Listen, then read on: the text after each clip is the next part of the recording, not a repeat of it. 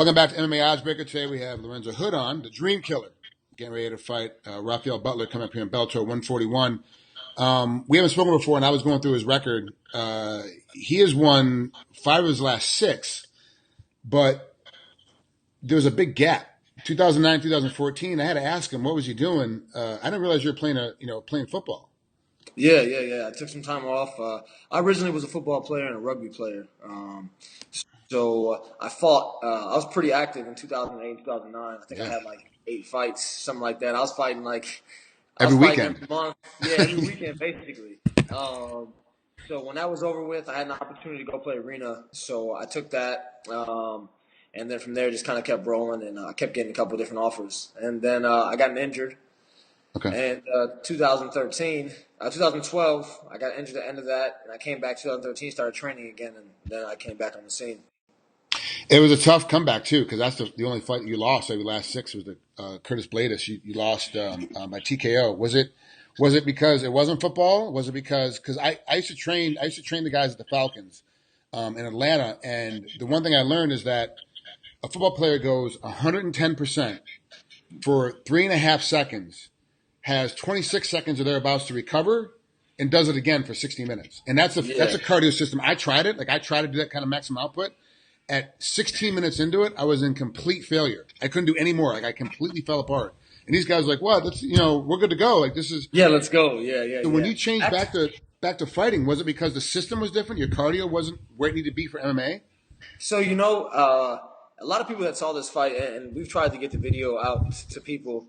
I actually didn't get touched at all in the fight.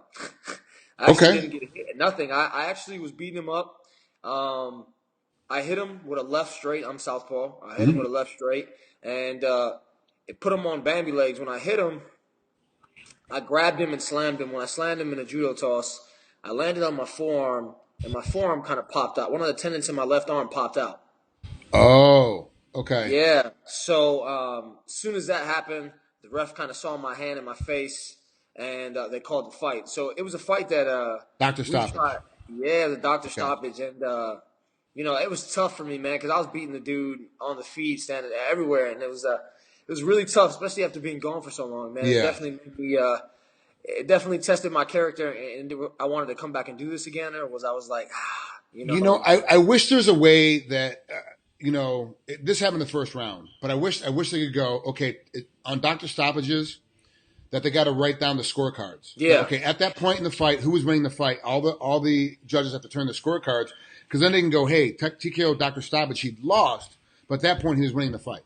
And then you can kind of go, and then later on we can go back to the athlete and go, hey, what happened in this case? Judo throw, I hurt myself. Judo throw, I knocked myself out. Judo throw, whatever, I cut my own head by throwing him on his head and I clashed, whatever. But at least then we have a better understanding. It's not really a loss, or it is a loss. It's 100% technically a loss, but there's mitigating factors in that. So yeah, man, I definitely was bummed out about it, man. I even went to the point where I was like, it's impossible to lose a fight that you don't get hit one time. Yeah. And I didn't get hit one time, and that was the only thing I had. I mean, I understand a fight is a fight, and if you can't continue, you can't continue. But I was like, it's impossible. How do you lose as a fighter when you don't get touched? Yeah. Landing funny. That's how it happens. Yeah, exactly. Landing funny.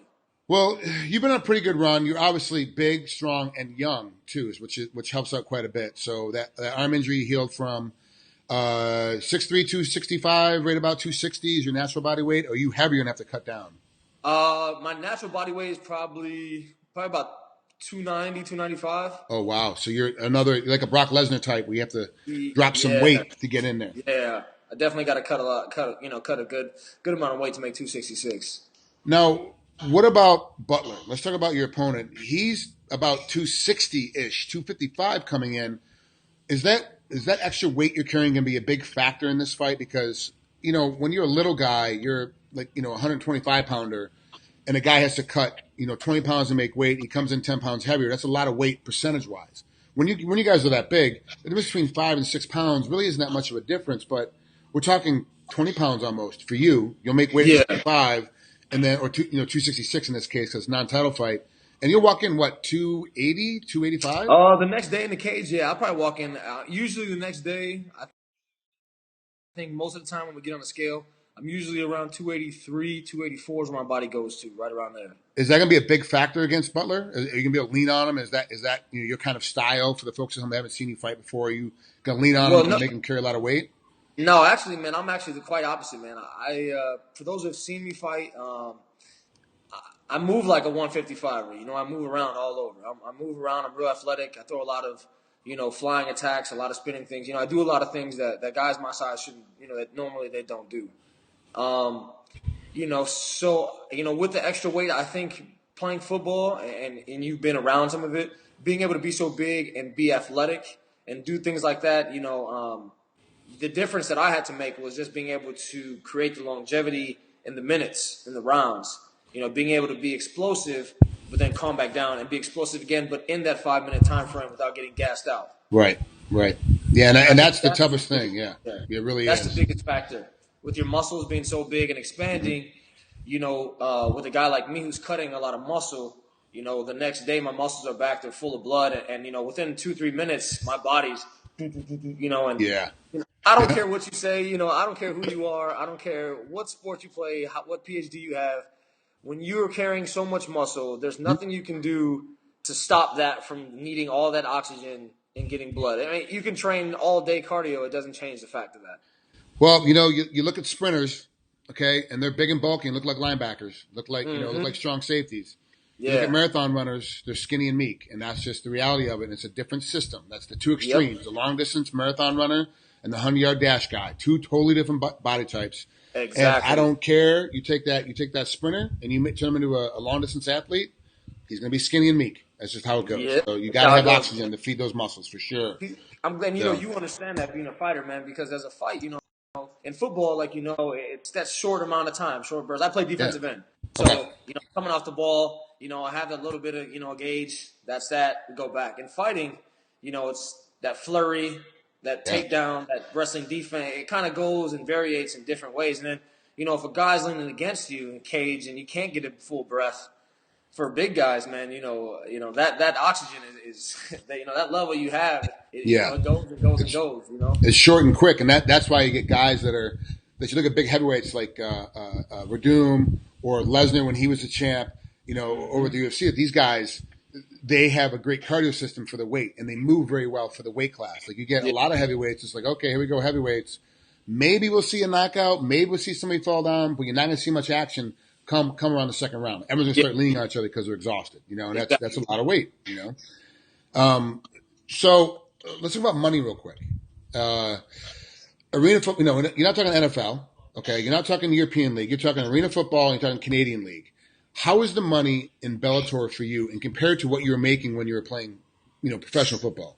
In Canada, I made a nice chunk of money, man. I was coming off of. A couple defensive player of the year awards in Arena and Arena 2. I was averaging a lot of sacks. I was playing, before I went to Canada, I was playing arena football and semi-pro football and dominating those. So I got a pretty nice deal when I went to Canada to play. As far as MMA, man, money is always going to be an issue, man. Anytime you have such a brutal sport, and you've been there, like I said, where you're training nonstop, and you're injured, you're never really fully healthy, and then you go in there and you're making, maybe $16,000, maybe $20,000, but and you're only guaranteed maybe half of that. I mean, it's insane, and then you look at other sports like boxing, where you have guys, the third fight, they're making what we're making. I'm 13-2, and there's guys I know that are like 3-4-0 in boxing, making $40,000, $30,000, $10,000 right now. Yeah, every time they fight, and they're making, but boxing it's a different format, it's a kind of a different system that people don't understand, that the promotion doesn't own the belts. In MMA, the promotion owns the belt. So it's the Bellator belt, it's the Legacy belt, it's the Titan Fighting Championships belt, it's their belt. They own the belt. In boxing, the WBO, WBA, IBC, IBF, ABC, XYZ, they own the belts, and the promotion fights on. So it's a different kind of game. It's definitely MMA, man, everyone talks about how far it's come along, but, the pay structures and things like that, I mean, if you're not the champ or you're not, one of the top 5 guys, and even those top 5 guys, they're still struggling outside of, when they're not fighting. Yeah. I mean, that's the biggest thing that I think discourages. It's not so much that, can a guy take a beating? Can a guy outlast this? It's just what can you do financially and maintain this level, of what you need to do to eat, because for me, my groceries, man, I'm just groceries alone, and yeah, I got maybe one or two sponsors that help me out monthly, but that doesn't do anything but help with rent and groceries. Yeah. And that's also really, it's not helping with training partners. It's not helping with your dues at your gym. It's not helping with gas. It's not helping with the car payment. It's like none of that stuff. Were you able to save any money when you were playing football? So you have a little bit of a nest egg and a little bit going towards retirement? One thing. Don't tell me you're a typical young, went out there and bought the rims and spent all your damn money. Yeah, man, I was a typical young athlete, man, and even now, man, like now I've got obviously with MMA, I've gotten a lot better with everything that comes my way, and understanding that you have to that this sport, because even when you have a fight, man, injuries happen. It could be 2 days before your fight, and I've been there where I've had guys get hurt a day of my fight or the day before your fight, or where you get hurt during training camp, or and what do you do then? I mean, you suck. Yeah, everyone talks so much mess, like the fans and people talk garbage about guys who get hurt. But, believe me when I tell, well, at least most of the guys, and I think anybody who's in UFC or Bellator, if they're hurt, and it's because they're really hurt and they can't fight, because these guys we need the money. We need to get in there. We need to be in the cage. We need to let our sponsors see us fight. We need to let the people see us fight, the promotion. Yeah. If you don't fight, you're not making any money. It's not like you're like, oh, let me just fake my arm being hurt so I can fight another guy, because you need that money. That's what you do. We're not making $360 million in 36 minutes. That's not what we're doing. That's what Mayweather did in his last fight. We're not making that kind of money. Even the biggest name guys, the most amount of money going out there, like the top end guys, is not equivalent to what they're getting over in other sports, and it's not even close. But you knew that coming in. You signed the contract. You know what you're going to get paid. You know what you're getting. So do we really, as fighters, have any standpoint to go, look, this is the contract you gave me. I signed it. This is the money I'm going to get. Can we really complain about the money? Because we know it.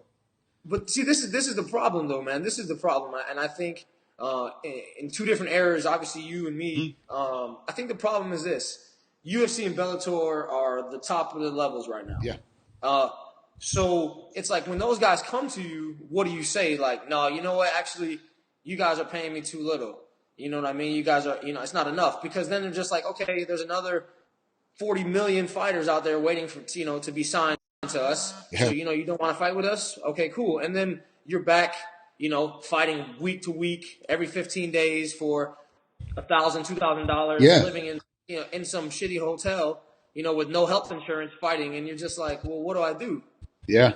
They kind of have you. I hate to say it, but they kind of have you by the ball in that. Right now, they do. Like, what are you going to do? And then the only way you have any real leverage is time for contract negotiation. Yeah. I've gone 5-0. I've won all the fights. I've knocked everybody out. I've submitted everybody.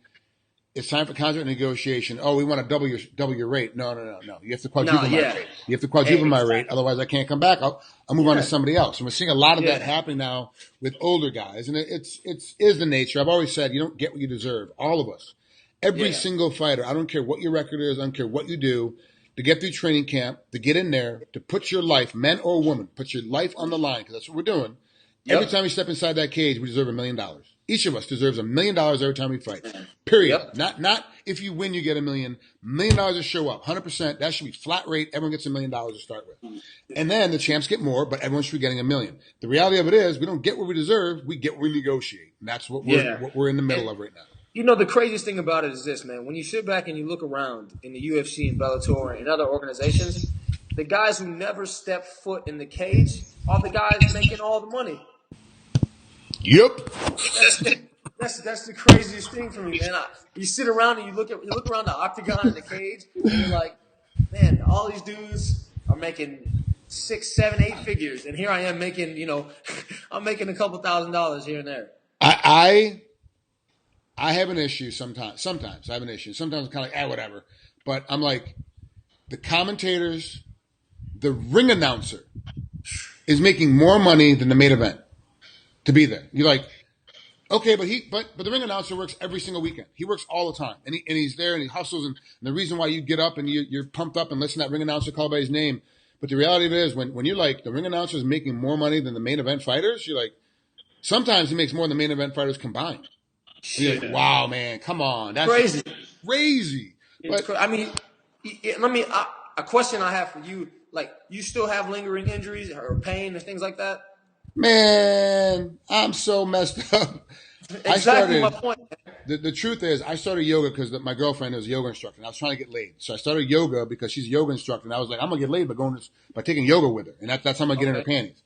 And then I was like, I'm an idiot. I wish I'd been doing hot yoga my entire time from college when I was wrestling. I should have been doing hot yoga because it's repairing my shoulder that's been messed up since '94. It's repairing my knee that's been messed up since '96. It's helping repair these things. And it's like I have lingering injuries, and I just got to every day I do some kind of rehab. Even now, I've been retired for years. I'm still having to do rehab for it. I'm still having to take care of it.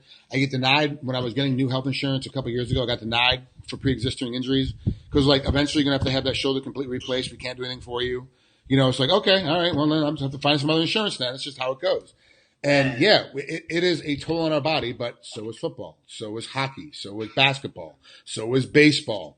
But they make millions of dollars and we make pennies. It's just exactly my point, man. It's a lot easier to be injured when you have millions of dollars in the bank account than it is to be injured when you have, a couple of thousand or even, when that's dwindling because every day, the days keep going while you're injured, whether you're fighting or not.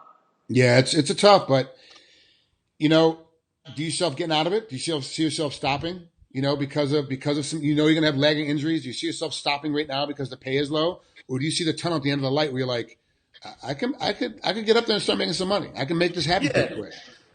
For me, man, I'm a funny guy, man. So I just kind of go with everything that comes my way. And I mean, obviously, getting paid little, it sucks. But at the end of the day, man, like I do this sport because I love to compete.